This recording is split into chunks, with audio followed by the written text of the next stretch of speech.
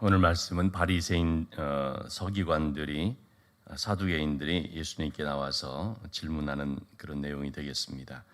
바리새인들이 어떻게 하면은 예수님을 올무에 걸까 해서 헤롯 당원들과 함께 와서 예수님을 시험한 것이 바로 요 직전에 나와 있는 말씀, 어제 우리가 본 말씀이 되겠습니다. 세금을 과연 가이사에게 바치는 것이 옳습니까? 옳지 않습니까? 바리새인들은 가이사, 즉 로마 황제에 반대하는 사람이고, 또 헤롯 당은 또 친로마적인, 그래서 가이사에게 충성해야 된다 그런 사람들인데, 이 바리새인과 헤롯 당이 이제 결탁해서 온 것이죠. 그래서 어떻게 대답하느냐에 따라서 바리새인들이 거기에 대해서 항의를 하고, 또 반대로 대답하면 헤롯 당들이 또 거기에 대해서 또 항의를 하고, 그런 목적으로 이제 같이 온 것이죠. 그래서 세금을 바치라 그러면은 바리새인들이 어떻게 저 로마 정부에다가 협력할 수 있느냐, 그런 식으로 또 따질 것이고, 세금을 바치지 말라 그러면 또 헤롯 당들이 또 아니 어떻게 로마 정부에 반대를 하느냐, 뭐 이렇게 또 따질 것이죠. 근데 예수님께서 아주 지혜롭게 대답을 하신 참 놀라운 장면을 우리가 우리 읽었습니다만, 돈을 내게 보이라. 그래서 데나리온 하나를 보이자 이것이 이 형상과 이 글이 누구의 것이냐, 가이사의 것입니다 했더니, 가이사의 것은 가이사에게, 하나님의 것은 하나님께 바쳐라 하는 이 말에 대해서 참 놀랍게 여겨 예수님을 떠나갔다라고 말하고 있습니다. 자, 이렇게 바리새인들이 시험하러 왔다가, 헤롯 당들이 시험하러 왔다가 예수님의 대답에 할 말이 없어서 놀라운 대답을 듣고 떠날 수밖에 없었다는 소식을 아마 들었겠죠. 이번에는 사두개인들이 또 예수님을 찾아왔습니다. 그래서 사두개인들이 와서 하는 얘기는 부활에 대한 그런 질문이었습니다. 이 사두개인들은 부활이 없다고 하는 사람들입니다. 사두개인들은 모세 오경만 성경으로 인정하는 사람들입니다. 사두개인들은 다윗 시대의 제사장인 사독의 후예로 알려져 있습니다. 대대로 제사장을 이렇게 하는데 참 이들에게는 신앙적으로 큰 문제들이 있었습니다. 성경 말씀도 모세 오경만, 어떤 지금도 그렇게 말하는 어떤 유명한 목사님이 있죠. 성경은 모세 오경과 나머지는 다 그의 해설서다, 이렇게 말해서 아주 무리를 일으키고 논란을 일으킨, 누구라고 하면 다 알 수 있는, 또 제가 그런 얘기를 또 언급을 하면은 그럼 또 거기에 대해서 이러쿵저러쿵 말들이 있을 수 있기 때문에 이제 뭐 이 정도로 합니다만, 어쨌든 그 목사님 참 문제죠. 성경은 여러분 구약이 39권, 신약이 27권, 66권 다 동일한 하나님의 말씀입니다. 모세 오경만 성경이 아닙니다. 또 뭐 나머지는 해설서다, 천만의 말씀입니다. 전부 다 똑같은 하나님의 말씀이죠. 어쨌든 사두개인들은 모세 오경만을 인정을 했던 것이죠. 그리고 또 현세적인 신앙을 갖고 있습니다. 현세에서만 사는 것이다 라고 했습니다. 그래서 그들은 한마디로 우리에게 주어진 삶, 내세는 없다. 그러니 세상을 그냥 즐겁게 살다 가면 된다. 그래서 이 세상에서 뭐 물질적으로 좀 잘 된다면 그 축복의 결과, 뭐 고난을 받는다면 저주의 결과, 이런 식으로 이제 생각을 하는 사람들이었습니다. 자, 이러한 이 사두개인과 이제 다른 입장, 다른 신앙을 갖고 있는 사람들이 이제 바리새인들입니다. 바리새인들은 내세도 믿고 부활도 믿고 영도 믿습니다. 그래서 바울은 사도행전 26장 6절에 보면은요, 22장 6절에 보면 그때 이제 공회 앞에서 신문을 받게 되거든요. 그 신문을 받을 때 이렇게 바울이 보니까 그 공회 구성원들이 바리새인도 있고 사두개인도 있고 그러거든요.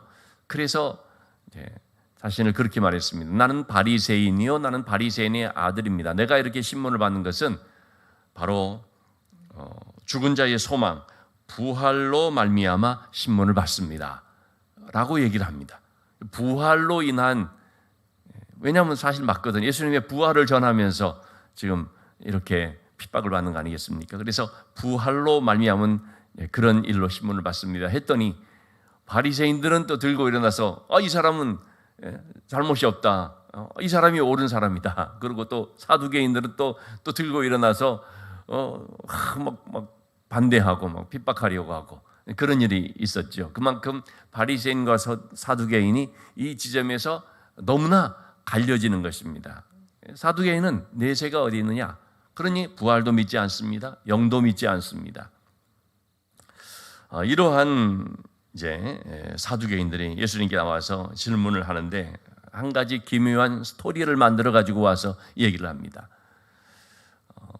당시에 이제 유대 사회에 그 계대 결혼 풍습이라고 하는, 이것을 이제 형사 취수법 뭐 그렇게 표현하는데, 형이 상속자가 없이 죽으면은 형수가 꼭 다음 밑에 동생하고 결혼을 해서 그 형의 집안의 대를 이어야 한다는 것입니다. 그러니까 이것은 창세기 38장에 보면 야곱의 아들인 그 유다의 그 내용을 보면 우리가 잘 알지 않습니까? 유다에게 그 아들들이 있었는데 형이 이제 그 엘이라는 그 형이 이제 상속자 없이 죽자, 그 형수가 둘째 동생인 오난이라고 하는 이제 그 동생하고 결혼해서 살도록 했는데, 오난이 그 상속자 그 남기는 걸 싫어하자, 그러자 또 그가 죽게 되고, 하여튼 그런 식으로 이제 일들이 있었죠. 어쨌든 형이 상속자가 없이 죽으면 동생이 바로 또 형수하고 살면서, 결혼을 살면서 남기는데, 근데 7 형제가 있었는데 그 7 형제가 그렇게 해서 둘째도 상속자 없이 죽어서 셋째가 그럼 또 형수하고 결혼하고, 그러기를 7 형제가 다 그 형수하고 결혼해서 살았다는 것이죠. 있을 수가 없는 일이지만 하여튼 만든 것입니다. 그렇게 해서 나중에 그런 부활이 있다고 하는데, 그 부활일 때 그 형수는 그럼 누구의 아내가 되는 것이냐? 라는 질문을 하게 된 거죠. 그런데 여러분, 우리가 이 내용을 이렇게 보면은 이거는 진짜 어떻게 그런 걸 지어낼 수 있느냐라고 하지만, 근데 사실요, 굉장히 많은 사람들이 바로 이런 면에 있어서 부활을 오해하는 일들이 있다는 것을 우리가 알아야 됩니다. 그러니까 사두개인들의 지금 문제는 이제 2가지 문제인데, 첫째는 부활이 없다라는 것과, 두 번째는 만약에 부활이 있다면 그 부활이라는 것이 우리가 지금 이 세상에 살고 있는 삶의 연장처럼 생각을 해서 그런 거 아니냐라고 따진다는 것입니다. 이 2가지 다 심각한 문제입니다. 이거는 당시에 사두개인들만 그런 것이 아니라요, 지금 교회 안에서 신앙생활하고 있다는 많은 사람들에게도 해당될 수 있는 문제입니다. 첫째로 오늘날 신앙생활을 하면서도 부활에 대해서 믿지 않는 사람들도 있거든요. 내세가 어디 있느냐, 그러니 부활이 어디 있느냐, 죽으면 끝이지라고 생각하는 사람들이 있는 것입니다. 실제로 또 그런 어떤 그 설교를 한다든지 하는 목사님들도 이제 미국이도 그렇고 또 한국에서도 가끔씩 그렇게 나오는 경우가 있는데요. 신학자들 중에서도 그렇고, 여러분, 부활은 분명히 있죠. 부활을 믿지 않는, 이게 참 큰 문제고, 두 번째 더 우리에게 실제적으로 닿는 어떤 문제가 뭐냐면, 부활하고 난 뒤의 모습을 지금 현재의 삶의 연장으로 본다는 것입니다. 사두개인들이 지금 질문한 것과 같은 식으로 이렇게 한 7 형제가 있어서 그들이 다 죽고 난 뒤에 부활하면 누구의 아내가 되겠냐라는 건 아니지만, 적어도 여러분 이런 건 있지 않습니까? 재혼을 한 분들, 첫 번째 아내가 사별을 했거나 혹은 이혼을 했거나, 어쨌든 그렇게 해서 이제 2번째 아내를 맞았습니다. 어떤 분들은 3번째 아내를 맞을 수도 있겠죠. 그래서 만약에 부활했을 때, 그러면 천국에 딱 갔는데 첫 번째 아내도 있고 2번째 아내도 있다. 그랬을 때 그럼 누구랑 살아야 되느냐? 첫 번째 아내하고 사별을 해서 그래서 천국에 갔더니만 그 첫 번째 아내 되신 분이 남편을 보면서 당신 말이지 혼자 살지 못하고 왜 재혼을 하고 그랬어라고 그렇게 막 구박을 하고 뭐 그런 식으로 하지 않느냐. 그런 말들을 우리가 충분히 생각할 수가 있거든요. 그러니까 부활을 이 세상의 연장으로 생각을 해버리기 때문에 그렇습니다. 저는 장례식 할 때마다 굉장히 조심스럽게 이제 얘기를 하게 되는데 많은 그 목사님들이 무분별하게 얘기하게 되는 경우가 그래서 성도들이 굉장히 오해할 수 있도록 만들어버린 것이 뭐냐면 이제 죽은 후에 이제 천국 가면은 뭐 사랑하는 가족을 만나고 뭐 아버지를 만나고 어머니를 만나고 아내를 만나고 뭐 먼저 간 자식을 만나고 이제 이런 식으로 얘기하는 그런 것이 여러분 굉장히 오해의 소지가 있습니다. 천국은 그게 아니거든요. 가서 우리가 그리운 형제들을 만날 수는 있겠죠. 만날 수는 있겠죠. 그러나 그 부분도 굉장히 조심스러운 것입니다. 마치 뭐냐면 이것을 너무 우리가 가족적인 그리고 인간적으로 해석을 해서 자꾸 그런 쪽으로 만나는 거예요. 그런 쪽으로 생각하게 만드는 것입니다. 그러니까 이런 문제가 생길 수가 있는 것이죠. 먼저 아내가 세상을 떠났고 난 재혼을 했는데 그런 천국에 가면은 아내를 어떻게 보나 얼마든지 그런 생각이 될 수가 있거든요. 오늘 이처럼 사두개인처럼 생각을 해버리게 되니까. 그래서 천국에서 우리가 참 그 만난다라는 그런 것을 너무 좀 깊이 생각하고 또는 성경적이지 못한 가운데 있게 된다 보면은 그러면은 이것이 지금의 어떤 가족 관계처럼 이 현재 이 세상에서의 삶의 연장처럼 이렇게 생각이 돼버려서 그래서 부활에 대해 잘못된 그런 가치관을 가져버릴 수가 있습니다. 그래서 어떤 경우들은 여러분이 참 많은 사람들이 잘못된 생각으로 잘못된 선택을 하는 경우들이 있는 것을 보게 됩니다. 아들이 또는 자녀가 먼저 세상을 떠났습니다.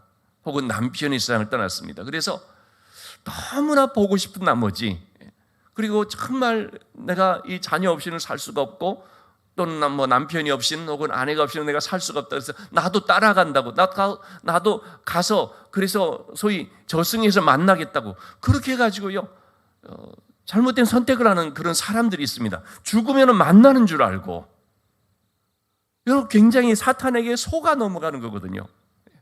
죽으면 만날 줄 알고 나도 따라간다고 그렇게 해서 했을 때 어떻게 될까요? 얼마나 그 불행한 결과가 있을지 우리가 그런 이 미신적이고 또는 그 인간적인 그런 생각으로서 자꾸 성경을 보고 또 그렇게 되기를 바라고 하는 쪽으로 간다면 이렇게 부활을 오해해 버릴 수 있는 면이 있다는 것을 우리가 잘 알아야 됩니다. 물론 천국에 가면은 보고 또 반갑고 뭐 그럴 수가 있겠죠. 그러나 그것이 우리 현재의 세상처럼 그렇게 되지를 않는다는 것입니다. 여러분 천국에 갔는데 우리 설립교회 성도들 모여라. 왜냐하면 그렇게 생각하고 그렇게 말하는 분들도 많거든요. 설립교회 성도들 모여라. 천국에서 우리 이렇게 같이 또 그렇게 하자. 그래서 모였습니다. 그래서 또 봤더니 어느 김 집사가 안 왔네, 이 집사가 안 왔네. 뭐 그런 식으로 해서 이 사람들 천국에서 탈락했나? 그렇게 여러분 할 겁니까? 그거 아니라는 것입니다. 그런 모든 인간적인 관계 이런 것들은 다 그런 해체되는 것입니다. 그래서 바울 사도가 그런 얘기를 합니다. 고린도전서 15장 42절 44절에서 우리가 천국에서의 우리가 부활의 그런 몸이라는 것은 이것은 썩어질 것을 심어서 썩지 아니할 것을 살아나는 것이고 영광스러운 몸으로 살아나는 것이고 신령한 몸으로 부활하는 것이다라고 말합니다. 그것은 우리의 그런 몸뿐만 아니라 모든 관계를 두고 하는 말입니다. 인간적인 그런 것이 아닙니다. 천사와 같은 삶이라고 지금 말하고 있지 않습니까? 주님께서도 천사와 같은 삶이라고 해서 육신을 벗어난 것입니다. 육신을 벗어난 것은요, 육신적인 모든 그런 관계에서 이제 자유롭게 되는 것입니다. 그래서 천국에 가서도 뭐 내 아내, 내 자식 그런 것이 아니라 다 사랑하는 주님의 가족들이고 천국의 백성들이고 그런 것이죠. 우리는 이 세상 가운데서도요, 교회 생활을 통해서 그런 부분들을 조금씩 맛볼 수가 있습니다. 교회 생활을 통해서 이것이 영적인 가족이로구나, 하나님 백성들의 관계로구나라는 것을 깨달을 수가 있습니다. 왜냐하면 우리가 교회 생활을 하면서 저도 그렇지만 육신의 가족들이나 혈육보다도 같이 우리 신앙생활하고 있는 성도들이 더 가깝고 더 자주 보고 어떤 의미에서 보면 더 잘 알고 이런 것들이 있거든요. 이게 뭐냐면 육신의 이런 가족보다 영적인 그런 가족의 모습으로서 이렇게 변화된다는 것을 느끼는 거죠. 이거는 하나의 부분적인 것이죠. 천국에 가면 완전히 이렇게 새롭게 되는 거죠. 그걸 우리가 기억하고 이 두 가지를 생각을 해야 됩니다. 부활이 없다라는 그런 데 있어서 부활은 있다. 분명히 우리가 죽고 난 뒤에 영원한 하나님의 나라가 있다라는 사실을 믿어야 한다는 거죠. 여러분, 부활이 없으면 바울 사도가 고린도전서 15장에서 말하는 것처럼 우리야말로 얼마나 가장 불쌍한 자일이라. 여러분, 우리가 이렇게 신앙생활을 하고 있는 이 모습이 얼마나 참 불쌍한 모습이 되어버릴 수가 있습니까? 사두개인들은 그야말로 가장 불쌍한 자라고 할 수가 있죠. 부활이 없다고 하는 자들이니까요. 자, 이렇게 부활이 있음을 우리가 분명히 믿어야 되고, 두 번째, 그 부활이 어떤 모습인가에 대해서 바르게 알아야 된다는 것입니다. 인간적으로 이런 세상적인 삶의 연장으로 그렇게 오해하면서 부활 신앙에 대해서 잘못된 인식을 가지면 절대로 안 된다는 것입니다. 부활의 때는 오늘 주님 말씀하신 것처럼 우리 30절 말씀이죠. 부활 때에는 장가도 아니 가고 시집도 아니 가고 하늘에 있는 천사들과 같으니라. 완전히 새로운 몸, 새로운 관계. 그야말로 우리가 흔히 천사라 그러면 좀 그래도 연상될 수 있는 어떤 그런, 정확한은 모르지만은 그러나 어떤 그런 아름다운, 육신적인 어떤 요소가 전혀 없는 이러한 그것을 우리가 좀 생각을 하면 좋을 것 같습니다. 자, 그런데 그들이 이런 질문을 했을 때 주님의 답변이 뭐였냐면 29절의 말씀 보면 예수께서 대답하여 이르시되 너희가 성경도 하나님의 능력도 알지 못하는 거로 오해하였도다. 이들이 가장 큰 문제가 뭡니까? 성경의 말씀을 알지 못한다는 것입니다. 하나님의 능력을 알지 못한다는 것입니다. 그래서 자기 생각대로 해석을 하고 자기 생각대로 주장을 하고 성경의 말씀을 알지 못하면 자기가 보기에 이것이 옳다 그러면 그런 쪽으로 얘기를 하죠. 분명히 있는데 없다 그러면 없는 줄로 또 생각을 하고요. 그렇게 성경의 말씀을 바르게 안다는 것이, 그래서 하나님의 능력을 온전히 믿는다는 것이 참 중요한 것을 볼 수 있습니다. 우리는 내 생각대로 세상 사람들의 견해가 이렇다 그런 쪽으로 말할 것이 아니라 성경에서 뭐라고 말하고 있는지, 성경의 말씀이 무엇인지를 잘 알고 그 말씀을 우리가 믿어야 되는 거죠. 성경 말씀에서 부활이 있음을 말할 때 우리가 그대로 믿는 것입니다. 죽은 자를 살리시는 하나님의 능력에 대해서 말할 때 그대로 믿는 것입니다. 하나님께서는 이런 능력이 하나님이시구나. 얼마든지 하나님께서는 죽은 자를 살리시고 또 사람들이 상상할 수 없는 어떤 그런 놀라운 능력으로서 역사하시는 분이시다 하는 것을 우리가 알고 있어야 하는 것이죠. 자, 그러면서 주님은 이렇게 말씀해 주셨습니다. 32절의 말씀입니다. 나는 아브라함의 하나님이요 이삭의 하나님이요 야곱의 하나님이로라 하신 것을 읽어보지 못하였느냐? 하나님은 죽은 자의 하나님이 아니요 살아있는 자의 하나님이시니라. 그들이 모세 오경을 성경 말씀으로 믿는다고 했지 않습니까? 이런 사두개인들에게 바로 모세가 말했던, 출애굽기 3장에 나와 있는 모세가 하나님의 부름을 받았을 때 떨기나무 불꽃 사이에서 하나님의 음성을 듣게 되죠. 모세는 하나님에 대해서 누구라고 해야 할지, 그래서 누구십니까? 라고 하는데 하나님께서는 나는 이런 하나님이다 라고 하면서 한 말씀이 뭐냐면 아브라함의 하나님, 이삭의 하나님, 야곱의 하나님이다 라고 했는데, 이 시제가 현재형이라는 것입니다. 나는 과거에 살았던 아브라함과 이삭과 야곱의 하나님이 아니라 지금 살아있는 아브라함의 하나님, 지금 있는 이삭의 하나님, 지금 있는 야곱의 하나님이라는 것입니다. 그러니까 아브라함과 이삭과 야곱이 지금 어떤 것입니까? 지금 있다는 것입니다. 살아있다는 것입니다. 그래서 죽은 자의 부활을 지금 분명하게 말해주고 있습니다. 하나님 그분이 살아있다라는 것이 아니라 하나님은 물론 당연히 살아계신 하나님이신데 그 하나님은 아브라함, 지금 살아있는 아브라함, 지금 살아있는 이삭, 지금 살아있는 야곱의 하나님이다. 그렇기 때문에 너희가 믿음의 조상으로 생각하는 아브라함이나 이삭이나 야곱도 지금 살아있다라는 거죠. 그리고 아브라함의 신앙이 어떤 것이었습니까? 이삭을 제물로 바칠 때 우리 히브리서 11장에 나와 있는 것처럼 다시 죽은 자 가운데 다시 살 받을 줄 아는 부활 신앙으로서 그렇게 바쳤다고 했지 않습니까? 아브라함 자신도 부활 신앙을 가졌다는 것입니다. 아브라함도 하나님께서 죽은 자를 살리시는 것을 믿는 그 믿음으로서 이삭을 바칠 수가 있었는데 그게 뭐냐? 부활 신앙이었다는 것이죠.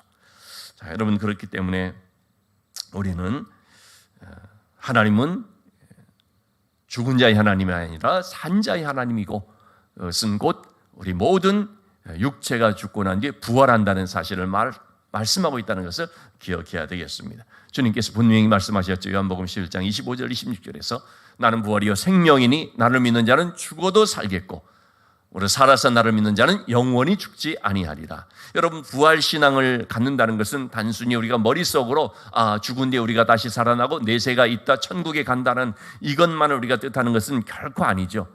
부활 신앙이 있다는 것은 뭡니까? 이 세상을 사는데 믿음으로 살 수 있다는 것입니다. 이 세상을 사는데 고난이 있어도 천국의 소망 가지고 우리가 살 수 있다는 것입니다.